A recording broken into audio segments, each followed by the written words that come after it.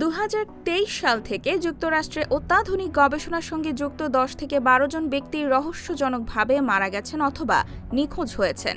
এই বিজ্ঞানীদের অনেকেরই পারমাণবিক বা মহাকাশ গবেষণার গোপন তথ্যে প্রবেশাধিকার ছিল। কমপক্ষে ১০ জন বিজ্ঞানীর এই নিখোঁজ হওয়া ও মৃত্যুর ঘটনা তদন্ত করছে হোয়াইট হাউস। এসব ঘটনা অনলাইনে নানা ধরনের জল্পনা-কল্পনার জন্ম দিয়েছে, যার মধ্যে বিদেশি গুপ্তচর বৃত্তি থেকে শুরু করে গোপন ইউএফও গবেষণা আড়াল করতে সরকারি পর্যায়ে তথ্য গোপনের অভিযোগ পর্যন্ত রয়েছে। নিখোঁজ বিজ্ঞানীদের মধ্যে রয়েছেন নাসার জেট প্রপোশনাল ল্যাবরেটরির সিনিয়র মহাকাশ প্রকৌশলী মনিকা জাসিন্তো রেজা। তিনি ২০২৫ সালের জুনে ক্যালিফোর্নিয়ায় হাইকিং করতে গিয়ে নিখোঁজ হন।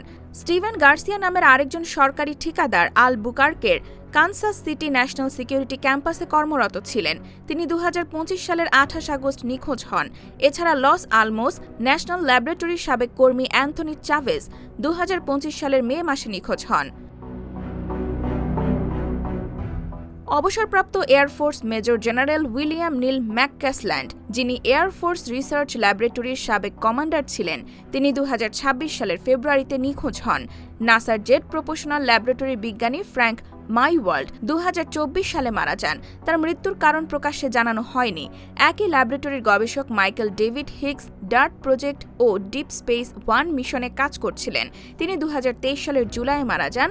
তার মৃত্যুর কারণও জানানো হয়নি। এই ঘটনাগুলো এমন এক সময়ে ঘটেছে যখন হোয়াইট হাউস নাসা ও পেন্টাগনকে পারমাণবিক মহাকাশ চুল্লি তৈরির কাজ দ্রুত করতে বলেছে।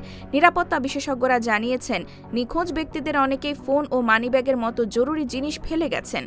এটি দেশের গুরুত্বপূর্ণ নিরাপত্তা কর্মসূচিতে যুক্তদের বিরুদ্ধে কোনো পরিকল্পিত হুমকির ইঙ্গিত দিতে পারে বলে মনে করছেন তারা।